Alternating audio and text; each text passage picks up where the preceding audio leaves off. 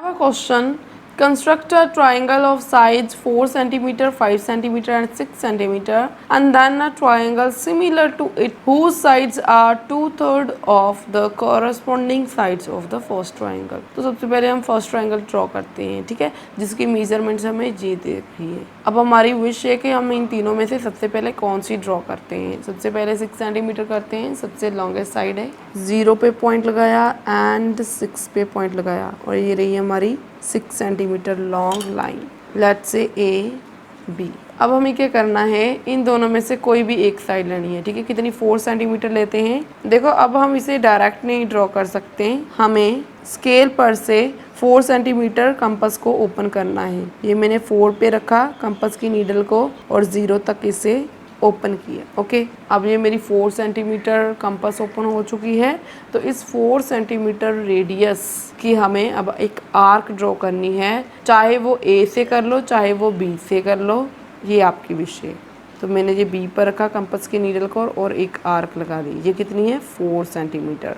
Next 5 है, तो अब मैं 5 सेंटीमीटर कंपास को ओपन करूँगी। ये मैंने 5 पे रखा और कंपास को 0 जितना ओपन किया और अब मैं इसे पॉइंट ए पे रख के इस 5 सेंटीमीटर रेडियस की आर्क लगा दूँगी, ठीक है। अब ये जो पॉइंट ऑफ इंटरसेक्शन है, इस पॉइंट को हम पॉइंट सी लेते हैं और अब ज्वाइन करते हैं C B and A C. And अब ये जो ए बी सी है, ये हमारी एक रिक्वायर्ड ट्रायंगल है जिसकी मेजरमेंट्स हमें गिवन थी।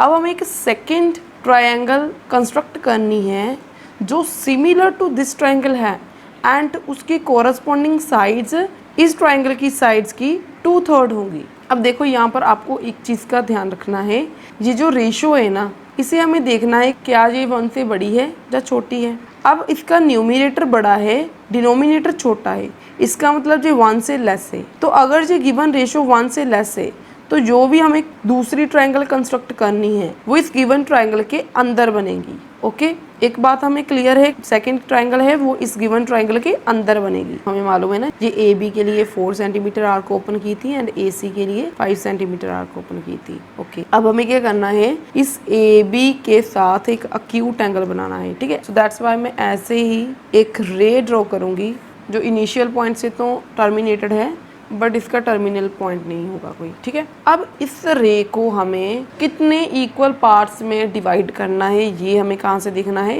ये हमें इस फ्रैक्शन में से देखना होता है। ओके, इस फ्रैक्शन में से नो मैटर के न्यूमरेटर या डिनोमिनेटर कौन सा है, बस आपको इन दोनों में से ग्रेटर नंबर देखना है। ग्रेटर नंबर कौन सा है 3, तो ये रे को अब हम 3 इक्वल पार्ट्स में डिवाइड करेंगे। कंपास कितनी ओपन करनी है ये आपकी विश है। इस ए पॉइंट से रखा फर्स्ट आर्क, इससे रखा सेकेंड आर्क और ये रही हमारी थर्ड आर्क। तो ये कितना हो गया, ये ए है, ये कितना है A1 A2 A3, राइट। अब हम क्या करेंगे, हमें मालूम है कि जो हमारी सेकेंड ट्रायंगल है वो इस ट्रायंगल के इनसाइड बननी है। तो हम क्या करेंगे, इसमें जो ग्रेटर नंबर है 3 मतलब A3, इसको ज्वाइन कर देंगे B के साथ। ओके, ये B के साथ ज्वाइन कर दिया। अब हम क्या करेंगे, सेकेंड कितना है नंबर, जो स्मॉलर नंबर है वो कितना है 2, तो अब हम 2 को इस ए बी के साथ ज्वाइन करेंगे एंड जो लाइन होगी वो A3B के पैरेलल होनी चाहिए, ठीक है। तो हम यहाँ पर एंगल बनाएंगे, ये रहा हमारा first angle and similarly A2 से हमें पैरेलल लाइन ड्रॉ करनी है तो A2 पे भी उतनी ही आर्क लगाएंगे। फिर हम इस एंगल को मेजर करेंगे कि ये एंगल कितना बन रहा है इतना, तो यहाँ पर भी यही आर्क लगा देंगे। तो ये रहा हमारा एंगल। अब हमें क्या करना है, इस A2 और इस पॉइंट ऑफ इंटरसेक्शन को आपस में ज्वाइन कर देना है।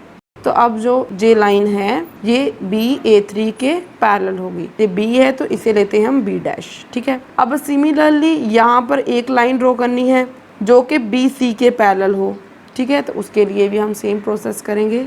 यहाँ पर मैंने कंपास की नीडल रखी और एक आर्क लगाई। फिर B डैश से हमें एक लाइन ड्रॉ करनी है तो B डैश पे कंपास की नीडल रखी और एक आर्क लगाई। अब इस एंगल को मेजर करना है कि ये कितना है, ऐसे ही यहाँ पर आर्क लगा देनी है। तो अब हम इस B डैश को इस पॉइंट ऑफ इंटरसेक्शन के साथ ज्वाइन कर देंगे।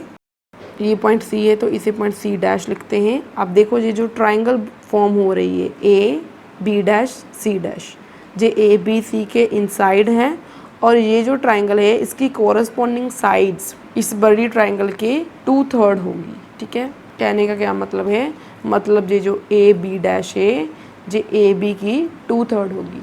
ऐसे ही ये जो C dash B dash side है ये सी बी की 2/3 होगी। ऐसे जो ए सी डैश है ये ए सी की 2/3 होगी। ओके, इतना तो हमने कर दिया। अब हम क्या करेंगे, हमने जी जैसे जैसे ये कंस्ट्रक्शन की है वैसे वैसे उसके स्टेप्स लिखेंगे। फर्स्ट ऑफ ऑल हमने क्या किया था, ए बी लाइन ली थी इक्वल्स टू 6 सेंटीमीटर।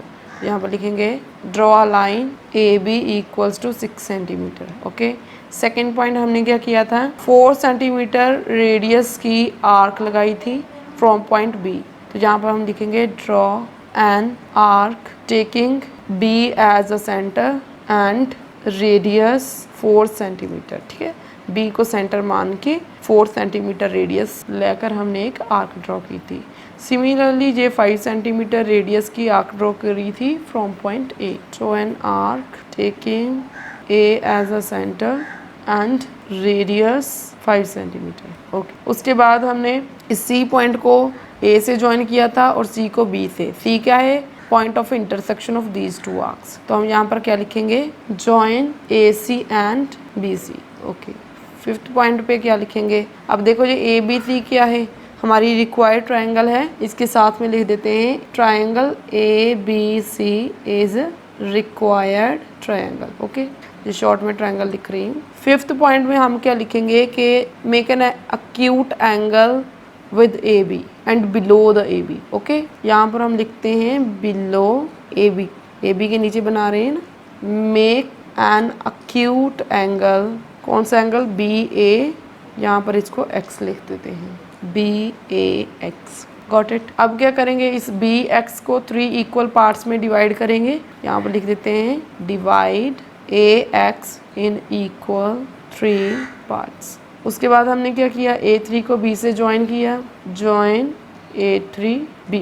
उसके बाद हमने क्या किया था, A2 B dash line draw करी A3 B पे and B dash C dash line draw करी जो कि पैरेलल थी BC के। तो यहाँ पर हम लिखेंगे draw A2 B dash parallel to A3 B and B dash C dash parallel to BC। And यहाँ पर अब हम लिख सकते हैं A B dash C dash.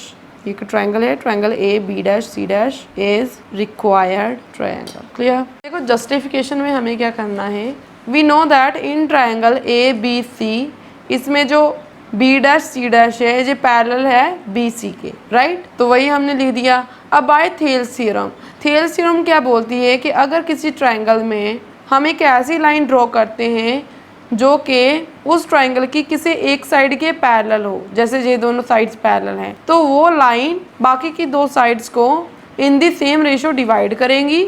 या फिर आप बोल सकते हो कि जो पूरी होल ट्रायंगल है जो सिमिलर होगी इस छोटी ट्रायंगल के। तो हमने यहाँ पर लिखा by Thales theorem triangle A B dash C dash similar to triangle A B C, right. अगर ये दोनों ट्राइंगल्स आपस में सिमिलर है तो इसका मतलब A B dash upon A B equals to B dash C dash upon B C equals to A C dash upon A C, right. ये यहाँ से कंफर्म हुआ। अब हम इस ट्रायंगल को देखेंगे, ये जो नीचे एक ट्रायंगल बन रही है, इन triangle A B A three, A B A, इसमें भी जो A2 B डैश है ये किसके पैरेलल है, A3 B के। हमने ये लिख दिया। तो अब बाय थेल्स थ्योरम देखो, यहाँ से अगर आपको इस वे में करना है तो आप ऐसे भी कर सकते हो। ये मैंने कैसे किया है आपको बताती हूँ कि अगर ये वाली साइड इसके पैरेलल है तो इसका मतलब ये जो A2 B डैश है ये इन 2 साइड्स को in the same ratio divide करेंगी। तो उसके लिए मैंने क्या लिखा, A2 upon A2 A3 equals to A B dash upon B dash B। Okay, तो अब ये A2 कितने पार्ट्स हैं, 2, A2 से A1 तक कितने पार्ट हैं, 1 equals to A B dash upon B dash B। अब हमने क्या किया, इसका रेसिप्रोकल किया, 1 ऊपर 2 नीचे आ गया, ऐसे B डैश B ऊपर A B डैश नीचे आ गया एंड 1 ऐड किया ऑन दी बोथ साइड। उसके बाद ये देखो इसका एलसीएम लेने के बाद क्या आ गया, 2 1 2 प्लस 1, 2 प्लस 1 बाई 2।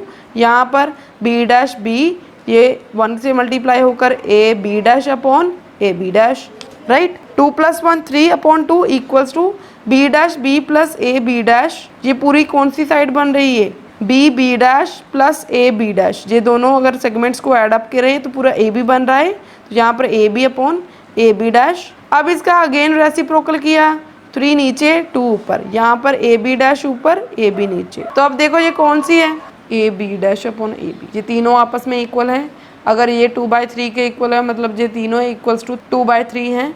तो अगर मैं इसे इक्वेशन नंबर 1 लिखूँ तो मैं यहाँ पर लिख सकती हूँ बाय यूजिंग इक्वेशन 1 ये तीनों रेशोज इक्वल्स टू 2/3 एंड यही हमें जस्टिफाई करना था। ये जो हमने कंस्ट्रक्ट की है ट्राइंगल, ये इस गिवन ट्राइंगल के सिमिलर होंगी, दैट इज इन दोनों ट्राइंगल्स की corresponding sides in the ratio 2/3 होगी। इसका मतलब क्या होता है, ये जो ए बी डैश है ये ए बी का 2/3 है एंड ये जो ए सी डैश है ये ए सी का 2/3 है एंड सिमिलरली ये जो बी डैश सी डैश है ये बी सी का 2/3 है। ठीक है, इस रेशो का ये मतलब होता है। अब यहाँ से आपने जो भी किया, अगर तो आपको वो इजी लगे तो आप वैसे कर सकते हो, वरना इसका एक और मेथड भी है जो इन शॉर्ट है, जिसके लिए ये ऐड अप नहीं करना होगा हमें। ठीक है, वो क्या है, यहाँ पर देखो हमने यहाँ तक किया कि जो ये वाली ट्रायंगल है, नीचे वाली ट्रायंगल है, इसमें A2 B डैश पैरेलल है A3 B के, राइट, यहाँ तक किया। अब बाय थेल्स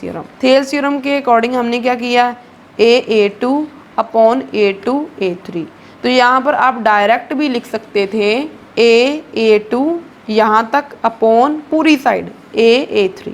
अब इसके कॉरस्पॉन्डिंग जब इस साइड को लेना है वो कैसे लेंगे, पहले हमने छोटी वाली साइड ली थी तो यहाँ पर भी छोटी वाली लेंगे, A B dash upon A B. देखो छोटी नहीं, अब पूरी लेनी है कंप्लीट साइड ए बी। तो अब यहाँ पर देखो जो A2 है ये कितने पार्ट्स हैं, 2 अपॉन A3 तक कितने पार्ट्स हैं, 1 2 3, तो 3 लिख दिया।